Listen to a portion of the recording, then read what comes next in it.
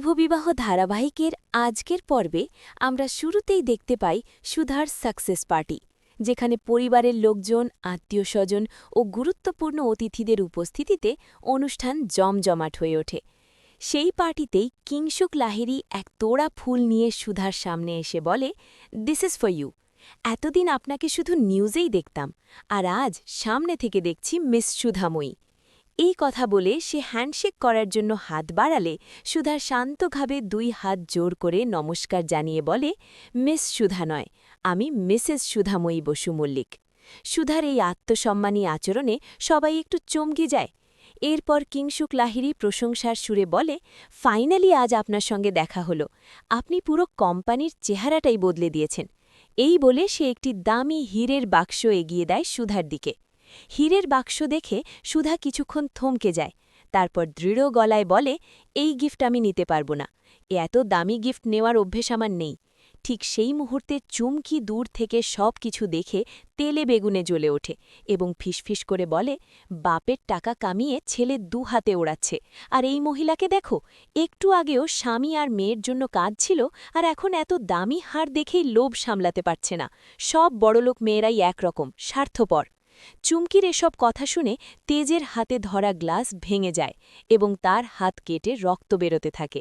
চুমকি তখন নাটকীয়ভাবে এগিয়ে এসে ওড়না দিয়ে রক্ত মুছতে গেলে তেজ বিরক্ত হয়ে হাত সরিয়ে দিয়ে বলে, এসব বাজে কথা না বলে অনুষ্ঠানটা মন দিয়ে দেখ। এরপর চুমকি কান্নায় ভেঙে পড়ে বলে, এই কিংশুক লাহিড়ীর জন্যই ওর বাবা আমার মাকে ছুঁড়ে ফেলেছিল। আমি রাস্তায় রাস্তায় বড় হয়েছি, আমার মা শেষ হয়ে গেছে। এই মানুষটাকে আমি কোনোদিন ছাড়ব না, শেষ করে দেব। অন্যদিকে পার্টির মাঝেই কিংশুক লাহিড়ী সবার সামনে ঘোষণা করে যে সে তেজ বেকারি কোম্পানির সমস্ত দায়িত্ব নিজের কাঁধে নিয়েছে এবং এখন থেকে এই কোম্পানি শুধু দেশের মধ্যেই নয়, বিদেশেও এক্সপোর্ট করবে। এই ডিল সম্পন্ন হওয়ার খুশিতে সে আবারও সুধার হাতে হীরের নেকলেস তুলে দিতে চাইলে সুধার দ্বিধায় পড়ে যায়। কিংশুক বোঝাতে থাকে, গিফট দামি বা সস্তা যাই হোক, গিফট তো গিফটই হয়, আর কিংশুক লাহিড়ীর গিফটকেও অস্বীকার করে না। ঠিক তখনই ইন্দ্রজিৎ বসু মল্লিক এগিয়ে এসে সুধাকে বলে, ডিল কনফার্ম হয়েছে, আর উনি একটু রগচটা মানুষ, প্লিজ গিফটটা নিয়ে নাও। উপায় না দেখে সুধা শর্ত দেয় যে সে গিফট নেবে, তবে আজই কিংশুককে বসু মল্লিক বাড়িতে লাঞ্চ করতে আসতে হবে। কিংশুক হাসি মুখে রাজি হয়ে বলে, শুনেছি আপনার রান্না খুব ভালো, আজ আপনার হাতের রান্নাই খাব। এরপর সমুদ্র সবাইকে ডান্স করার আহ্বান জানালে পার্টির পরিবেশ আরও রঙিন হয়ে ওঠে। কিংশুক সুধাকে ডান্সের জন্য ডাকলে সুধা অস্বস্তিতে বলে সে ডান্সে কমফর্টেবল নয়। অন্যদিকে চুমকি জোর করে তেজকে ডান্স ফ্লোরে টেনে নিয়ে যায়।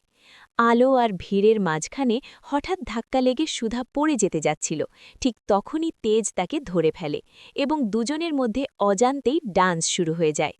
তেজের ছোঁয়া পেয়ে সুধা আবেগে তার মুখে হাত বুলিয়ে দেয়।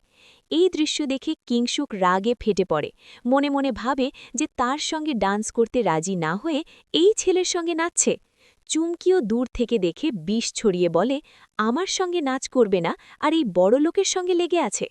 পার্টির এই বিশৃঙ্খলার মাঝেই বাড়ির দৃশ্যে দেখা যায় ঠাম্মি উৎকণ্ঠায় অপেক্ষা করছেন। রাজবন্দী এসে ফোন দেখিয়ে ঠাম্মিকে জ্বালায় যে সুধা পার্টিতে অন্য কারো সঙ্গে ডান্স করছে, আর মনে মনে ভাবে, এই বুড়ির মনে আগুন জ্বালিয়ে দিয়েছি, এবার বালতি বালতি জল ঢেলেও নেভানো যাবে না।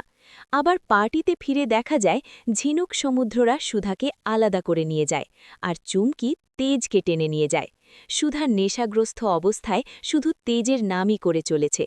অন্যদিকে চুমকি তেজকে হুমকি দেয় যে হীরের নেকলেস তারই হবে এবং বসু মল্লিক বাড়িতে গিয়ে প্রয়োজনে কিংশুক লাহিড়ীকে শেষ করবে। পার্টির শেষে ডেকোরেশনের ম্যানেজার কেক নিয়ে এসে জানায় যে একটু আগেও তেজকে এখানেই দেখেছে।